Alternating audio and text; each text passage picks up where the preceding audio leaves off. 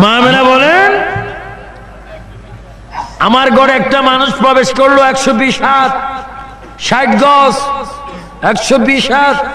মানুষটা এসে নামাজের শুরুতে দাঁড়াইলেন এবং কাঁদতেছেন। আমি জিজ্ঞাসা করলাম আপনি কে? হঠাৎ করে আমার ঘরে প্রবেশ করলেন, আপনার নাম কি? ওই মানুষটা কেঁদে কেঁদে বলে মা আমাকে কি আপনি চিনেন না? আমি পৃথিবীর প্রথম মানুষ, আমার নাম আদম আলাইহিস সালাম। আদম হঠাৎ করে কেন আমার ঘরে আপনি আগমন করেছেন বলুন? মা আমেনাকে এই জন্য আগমন করেছি, আপনি আখিরি জমানার নবীর মা হতে যাচ্ছেন, এসো সংবাদটুকু দেওয়ার জন্য আল্লাহ পাক আমাকে আপনার ঘরে পাঠাই দিয়েছেন। আল্লাহু আকবার বলেন। এবার বলে ইয়া রাসূলুল্লাহ, ইয়া রাসূলুল্লাহ বলবেন যারা, তাদের কলবটা হয়ে যাবে মদিনার শহর। আর একটু জোরে বলে ইয়া রাসূলুল্লাহ।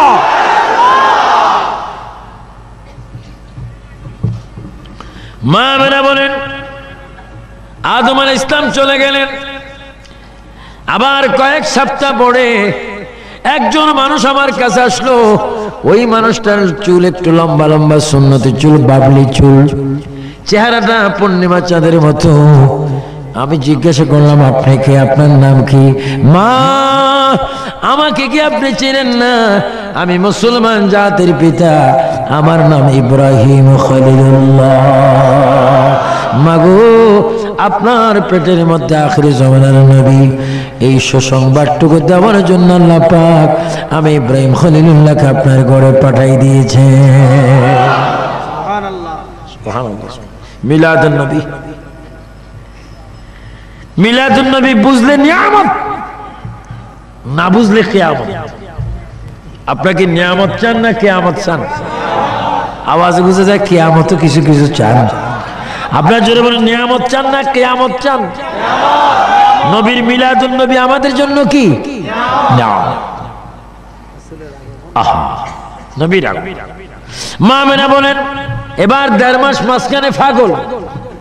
এবার একটা মানুষ আসলো প্রায় 23 হাত লম্বা। ওই মানুষটা আমার সামনে এসে চোখের পানি ফেলে ফেলে যখন কাঁদতে লাগলেন, আমি জিজ্ঞাসা করলাম আপনি কে? তিনি বলে মা ও মা আমাকে কি আপনি চেনেন না? আমি মুসা কালিমুল্লাহ। সুবহানাল্লাহ। আমি মুসা কালিমুল্লাহ। মা আমি এই হাতে থাপ্পড় দিয়ে আজরাইল ইসলামের চোখ বাহির করে ফেলেছিলাম। ও মা আজকে শুধু আপনার কদমে এসেছি একটা সুসংবাদ দিতে। আপনার পেটে এমন একজন রাসূল আগমন করেছেন, উনি না হলে আমিও জন্ম হতাম না।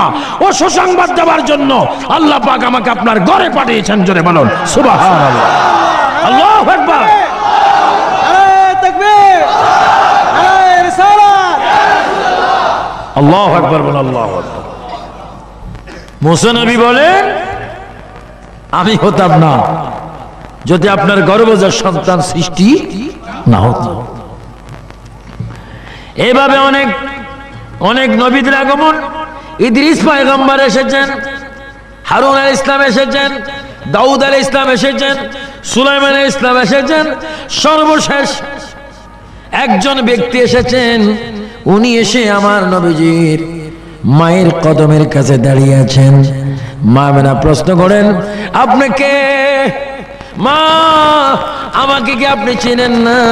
আমি চতুর্থ আসমান থেকে এসেছি, আমার মার নাম বিবি মরিয়ম। মাগো আমার মা এমন একজন মা যেই বিবি মরিয়মকে আপনার গর্ভজাত সন্তান আখিরি নবী আমার মা বিবি মরিয়মকে জান্নাতের ভিতরে শাদী করবে। জোরে বলুন সুবহানাল্লাহ। আল্লাহু আকবার। আরো জোরে আল্লাহু আকবার। আপনার পেটের ভিতরে আখিরি জামানার নবী, আমি যার উম্মত হওয়ার জন্য প্রার্থনা করে আল্লাহর দরবারে আগো কাঁদতেছি, এখনো কাঁদতেছি। ওই নবী আপনার পেটের ভিতরে মিলাদ হবে, আগমন করবে। ও সুসংবাদটুকু দেওয়ার জন্য আমি ঈসা রূহুল্লাহ আপনার ঘরে আগমন করেছি। আল্লাহ পাক এই খবরটুকু দেওয়ার জন্য আমাকে পাঠাই দিয়েছেন। নবী যেমন নবীর মিলাদুন নবীও তেমন। আর আজকে অনেকে মিলাদুন নবী করে না, কয় মিলাদুন নবী করা বেদাত। মিলাদুন নবী করা বেদাত না, মিলাদুন নবী করা ইবাদত। জোরে বলেন মিলাদুন নবী করা কি? আপনি কি বেদাত চান না ইবাদত চান? জিক্রুল আম্বিয়ায়ে, হাদিস শোনো, জিক্রুল আম্বিয়ায়ে মিনাল ইবাদাতি ওয়া জিক্রুস সালিহিন কাফারা। নবীদের জিকির করলে ইবাদত হয়। মা মানা বলেন, এত খবর শোনার পরও আমার পুত্র না আমার পেটে আছে, আমি মা খোদার কসম আমি নিজে বলতে পারি না। আপনারা বলুন তো দেখি, কসম দিয়ে বলেন, জুরাইনের এই 3 দিন ব্যাপী ঈদ মিলাদুন নবী সাল্লাল্লাহু আলাইহি ওয়াসাল্লাম উপলক্ষে 3 দিন ব্যাপী 13তম এই ইসলামী মহাসম্মেলনে বসে বলেন, আপনাদের কাঁধে 2 জন ফেরেশতা আছে কিনা? আছে। জোরে বলেন কয়জন? 2 জন। সকলের কাঁধে কয়জন করে? 2 জন। কয় কেজি? 9 কেজি। কয় মন? কয় টন? ওজন নাই। এবার সবাই বলেন আছে কিনা? আছে। বিশ্বাস হয় কিন্তু মালুম হয় না। মা মেলা বলেন, মুসলমান তোমাদের কাঁধে 2 জন করে ফেরেশতা আল্লাহ পাক দিয়েছেন। কোরআনে বলেন, কিরামান কাতিবিনা ইয়ালামুনা মা তাফআলুন। আল্লাহ পাক 2 জন করে লেখনেওয়ালা ফেরেশতা আমার আপনার কাঁধে দিয়েছেন, কিন্তু আমরা অনুভব করতে পারি না। নূরের কোনো ওজন নাই। আল্লাহর নবীর মা আমেনা বলেন, আমার পুত্র নূরের নবী, নূরের কোনো ওজন নাই, এই জন্য আমি বলতে পারি না। পৃথিবীর অনেক ছেলে মেয়েরা মা বাবার কলিজায় লাথি মারে, আমার পুত্র মোহাম্মদ যতদিন আমার পেটে ছিল আমার কলিজায় পর্যন্ত একটা লাথি মারেনি। মা মানে বলেন, রবিউল আউয়ালের চাঁদ আকাশ আসছে, আমার পুত্র পৃথিবীতে আসবেন, সময় হলো। এবার জিবরাইল ইসলাম প্রস্তাব দিলেন, আল্লাহর কাছে প্রস্তাব রাখলেন। কে? আল্লাহ। আখিরি জামানার নবীর মা ঘরে একা একি, নবী আসবেন, ওনার খেদমতের জন্য কিছু ধাত্রীর প্রয়োজন। যদি আপনি বলেন তাহলে আমি জান্নাত থেকে নিয়ে যাব। আল্লাহ বলে, জিবরাইল তুমি সুন্দর কথা বলেছ, যাও জান্নাত থেকে বিবি আসিয়া, বিবি মরিয়ম, বিবি হাজেরা, বিবি হাওয়া, এই 4 জন মহিলাকে সসম্মানে হযরত আমিনার ঘরে নিয়ে যাও। তারা যেন আমার নবী আসা মাত্র খেদমত করে। চিৎকার দিয়ে বলেন সুবহানাল্লাহ। মিলাদুন নবী, এটার নাম কি? মিলাদ। তো নবীজির মা ঘুমাইলেন, আপনাদের অসুবিধা হয় না? পৃথিবীর প্রথম নারী, আমার নাম বিবি হাওয়া। জান্নাতের ভিতরে গুন্দুম খেয়েছিলাম, স্বামীকে হেরে কেঁদেছিলাম। ও মা, যেই নবীর নামে রসুলায় দোয়া কবুল হয়েছে, ওই নবী কিছুক্ষণ পরে দুনিয়াতে আসবে। মাগো, ওই নবীর খেদমত করার জন্য আল্লাহ পাক আমি বিবি হাওয়াকে আপনার খেদমতে পাঠাই দিয়েছে। আপনি কে? আমি বিবি মরিয়ম। আপনার পরিচয় কি? আমি ঈসা নবীর মা, আমি মরিয়ম, আপনার খেদমতের জন্য এসেছি। আপনি কে? আমি বিবি হাজেরা। আপনার পরিচয় কি? ইব্রাহিম ও খলিলুল্লাহর বিবি, ইসমাইল ও জবিউল্লাহর মা, আমি আপনার খেদমতে এসেছি। 4র্থ নম্বরে মহিলাটা বেশি বেশি কাঁদতেছে। আপনার নাম কি? কাঁদছেন কেন? মা, আমি এই জন্য কাঁদছি, আমার নসিব ভালো গো মা, আমি ফেরাউনের পরিবার, আমার নাম আসিয়া, আমি আজকে ধন্য হলাম গো মা, আখিরি নবীর খেদমত করার সুযোগ পেয়ে। জোরে বলুন সুবহানাল্লাহ।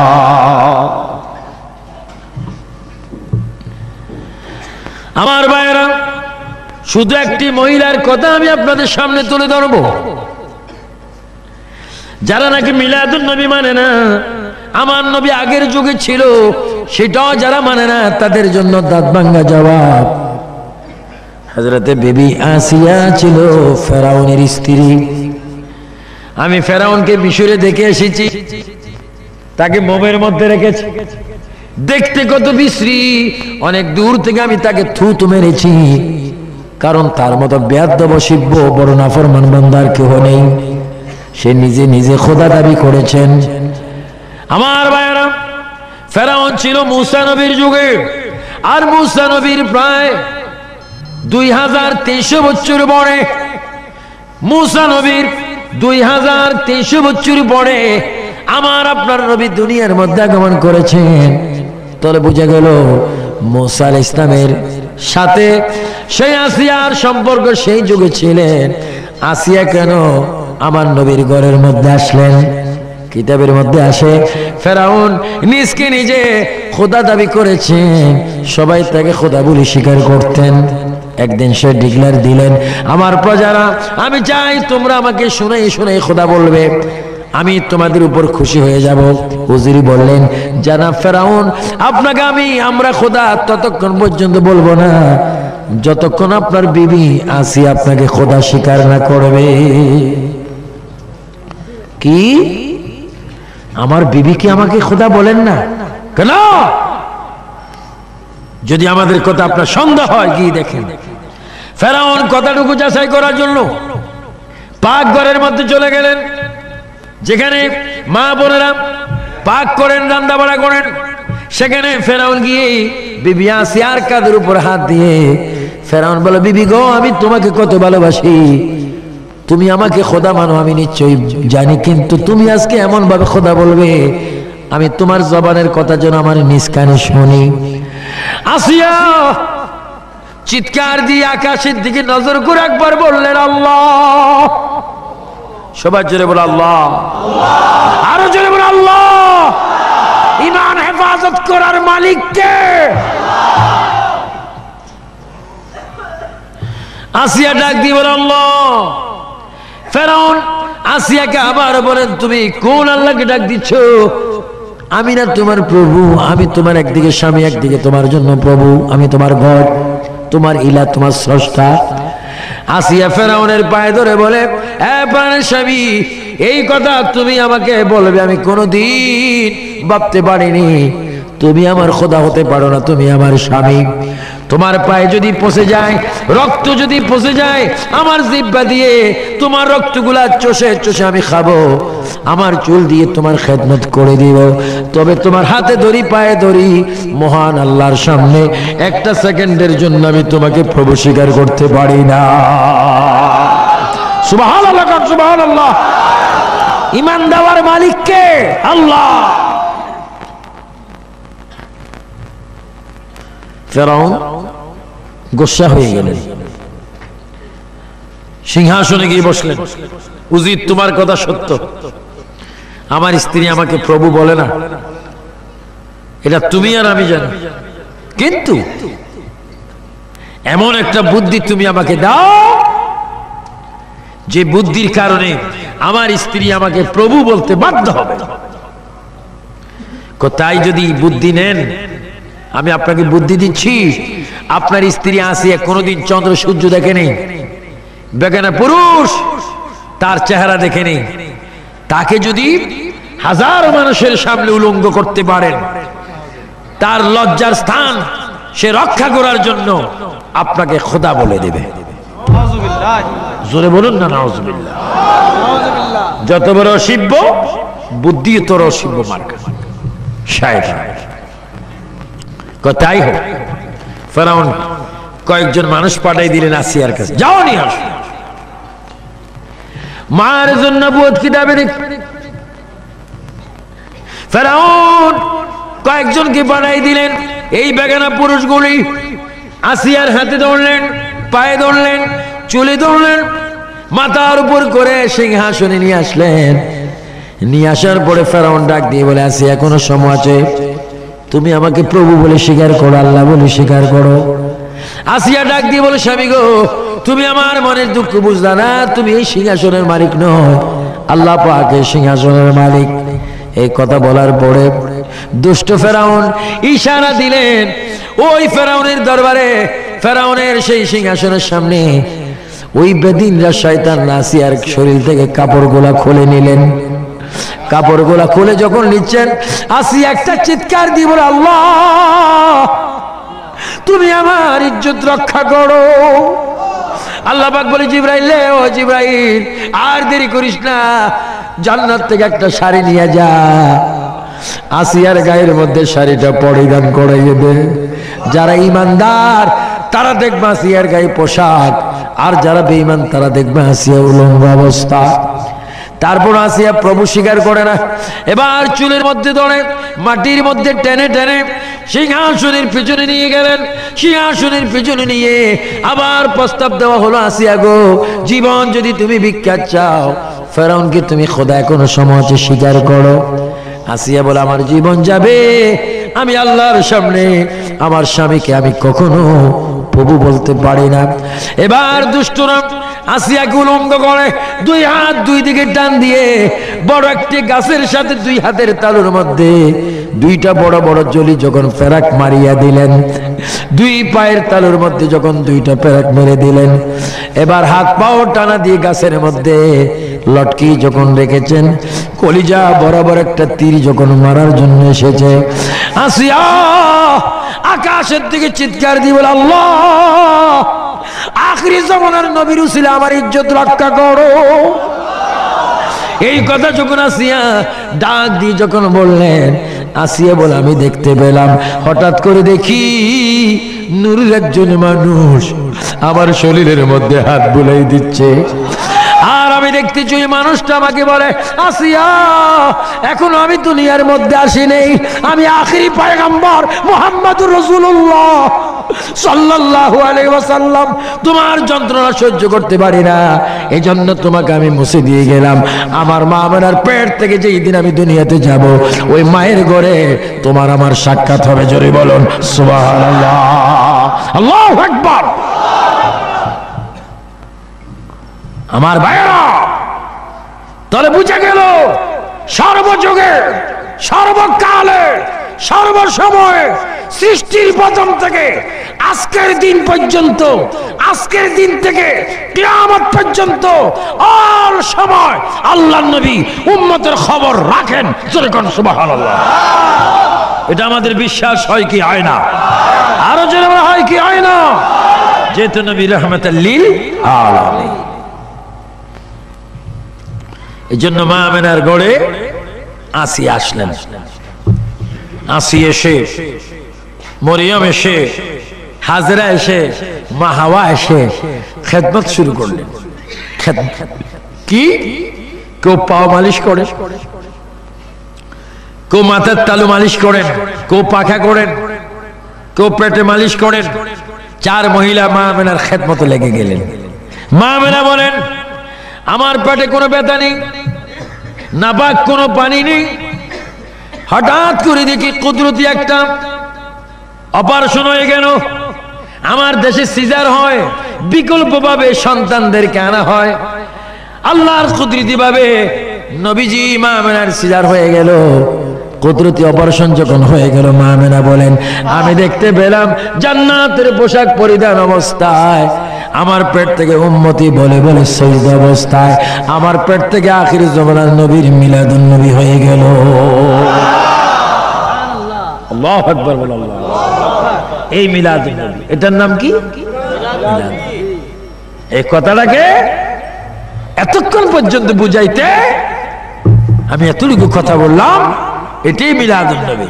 নবী আসলেন, মা আমেনা বলেন, আমি দেখতেছি পৃথিবীর অন্যান্য সন্তানেরা মায়ের পেটের সাথে নাভির সাথে সম্পর্ক থাকে। আমি দেখতেছি আমার পুত্রের নাভি কাটা অবস্থা, খতনা করা অবস্থা, সতর ডাকনো অবস্থা, চুন আশ্রানো অবস্থা, চোখে সুরমা দেওয়া অবস্থা, নখ কাটা অবস্থা, জান্নাতের পোশাক পরিধান অবস্থা। শুধু তাই নয়, এবার দেখতেছি আমার পুত্র মুহাম্মদ বলতেছে, রব্বি হাবলি উম্মতি, আল্লাহ রে, এই মাত্র মার পেট থেকে আসলাম, প্রথম দাবি জানাই চাইলাম, আল্লাহ হয় আমার উম্মতের গুনাহ মাফ করে দাও, আর যদি উম্মতের গুনাহ মাফ না করো আমার সকল উম্মতকে তুমি আমার হাতে দান করে দাও। আরো জোরে বলেন সুবহানাল্লাহ। কুল কায়নাতের জন্য, সমগ্র সৃষ্টির জন্য, সমগ্র আলমের জন্য আল্লাহ পাক আমার রাসূলকে রহমত করে প্রেরণ করেছেন। সেই নবীর রহমত যদি আমরা পেতে হয়, আল্লাহ রাসূলের দুরূদ শরীফ আমরা বেশি বেশি পড়তে হবে। আল্লাহ পাক যেন আমাদের সকলকে রাসূল পাকের দুরূদ শরীফ বেশি বেশি করে পড়ার তৌফিক দান করেন। উচ্চ স্বরে বলুন আমিন। আরো জোরে বলুন আমিন। তাই আমার ভাইয়েরা, আমার বাবারা, আমার বয়স ক্লাবের ভাইয়েরা, আপনাদের কাছে আমার আকুল আবেদন থাকবে, রাসূল পৃথিবীতে এসেছেন নামাজ নিয়ে, নামাজ রেখে গিয়েছেন, আমরা নামাজটা ঠিক মতো পড়তে চাই কি চাই না? একটু হাত তুলে ওয়াদা করেন নামাজ পড়তে চাই কিনা। সব ভাইয়েরা হাত তোলেন, বলুন আল্লাহ। আরো জোরে আল্লাহ। তুমি আমাদের সকলকে পাঁচ ওয়াক্ত নামাজ তোমার ভয়ে, তোমার ভয়ে, তোমার নবীর মুহাব্বতে আদায় করার তৌফিক দাও। আমিন আমিন আল্লাহুম্মা আমিন। আমরা নামাজ চাই কি চাই না? কয় ওয়াক্ত? কিছু প্রাইভেট মুসলমান আছে শুধু জুমার নামাজ পড়ে, শুধু জুমার নামাজ পড়ে। এজন্য